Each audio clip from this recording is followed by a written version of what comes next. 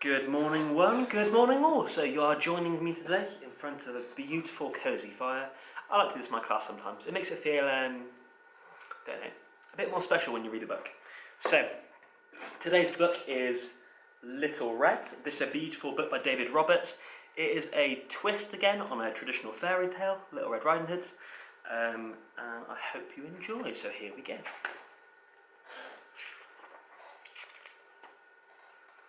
In a time not too long ago, in a land much like our own, there lived a young boy.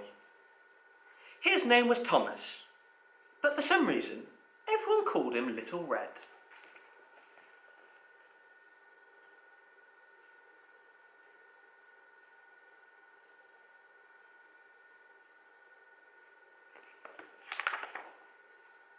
Little Red's parents owned a cosy inn, and people came from far and wide for a glass of their famous sweet ginger beer. Little Red loved to meet the travellers and hear their tales of dangerous encounters with dashing highwaymen and fearsome wolves.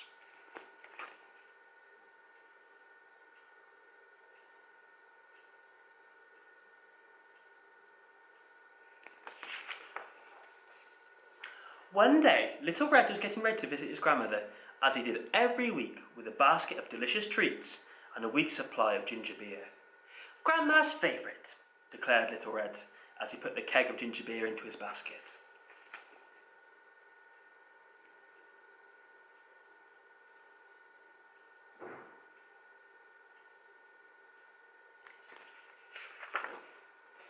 Little Red put on his much-loved red coat, picked up his basket, and he set off for Grandma's. As always, his mother warned him, "Do not wander off the path for any reason," because everyone knew that a ferocious and hungry wolf prowled within the forest, and straying from the path would almost certainly mean being eaten.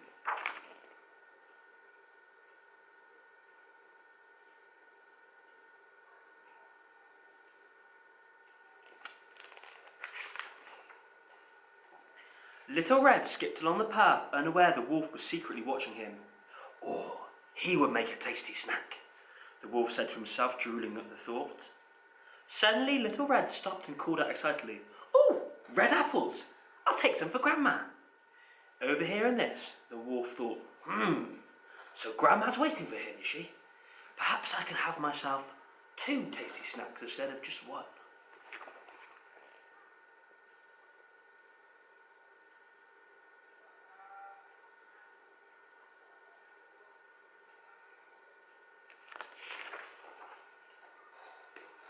Meanwhile, Little Red was trying to reach the apples.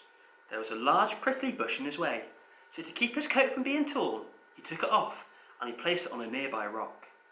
This gave the wolf an idea. Grabbing the coat, he charged off at a terrific pace to Grandma's house.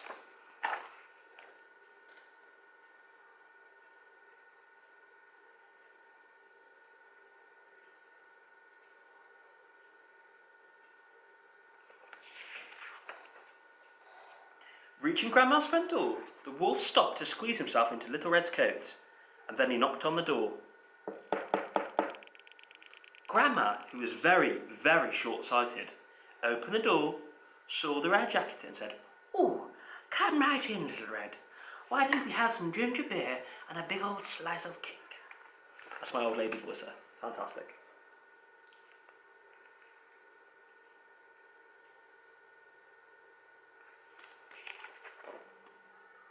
But as soon as her back was turned, the wolf pounced on her, and in 1 second flat, he had swallowed her whole.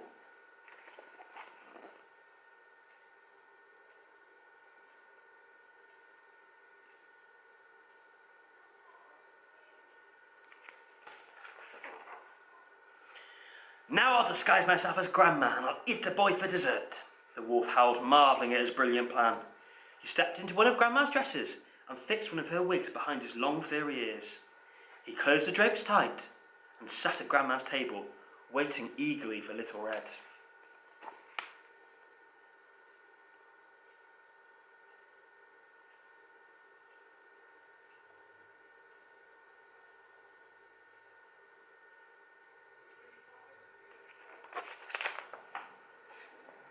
Little Red arrived at Grandma's house out of breath from all the running. "Grandma! Grandma!" he cried. My coat's been stolen. I only left the path for a second and it disappeared. When Grandma didn't rush out to greet him, Little Red began to worry. Are you in there?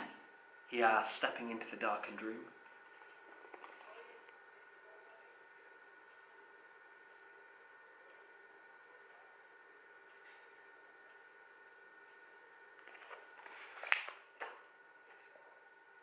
Grandma, he said, you look different. Are you feeling unwell? I'm fine, dear, said the wolf sweetly. Come closer. Grandma, what big eyes you've got today, said Little Red, sitting down at the table. All the better to see you with, my dear, crooned the wolf. But what big ears you have, Grandma, Little Red said. All the better to hear you with, my sweet, replied the wolf with a big toothy grin. Grandma, what enormous teeth you have, Little Red exclaimed.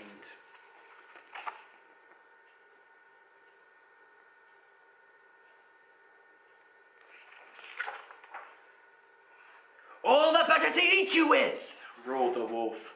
What? Cried Little Red. Don't eat me. You're my dessert, growled the wolf. Grandma was delicious, but she's not filled me up. You'll finish the meal off nicely. Terrified, Little Red looked around frantically for a way out. Then he remembered his basket, and he had a brilliant idea.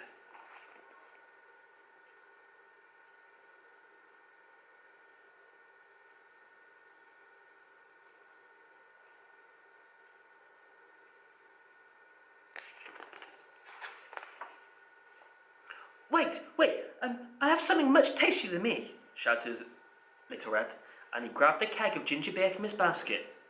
Tastier than you, thundered the wolf. He snatched the bottle from Little Red's hand. The wolf guzzled down the whole lot, enough for an entire week, in one greedy gulp.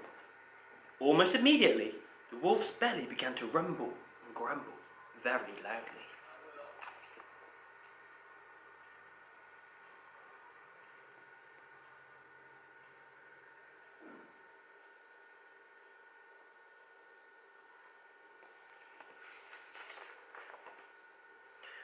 Oh dear, oh dear, oh dear, oh dear, the wolf howled. Then suddenly he let out an enormous burp, and out flew Grandma from his mouth.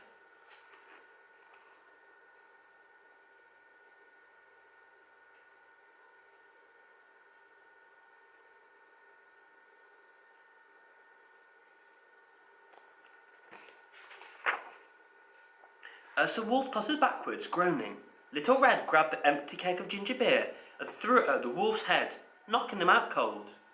Then he quickly tied a pair of Grandma's thick, woolly stockings tightly around the wolf's paws. The wolf awoke with a nasty bump on his head. My poor, poor head, he moaned. Eating Grandma's is becoming much too dangerous, and that ginger beer was far tastier than Grandma anyway. That gave Little Red an idea. If you promise that you'll never ever eat anyone ever again, he said, I'll let you go, and I'll make sure you have all the ginger beer you could ever want.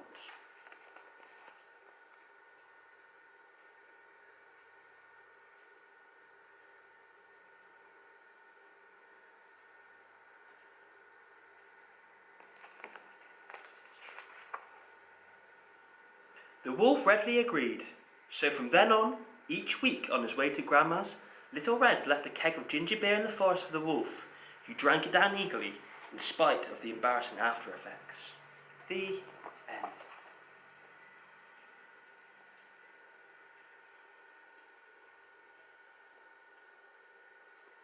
Oh, I love a good fairy tale with a twist. Maybe you could try and write your own. Take a popular fairy tale. It could be The Three Little Pigs, it could be Little Red Riding Hood, it could be any that you like, Jack and the Beanstalk, and change it. Change the characters' names, change the setting, change what happens, and it makes it much more enjoyable. Now, I hope you've enjoyed that story. I've been Mr. Parsons. Have a lovely day, and I'll see you all very soon. Goodbye.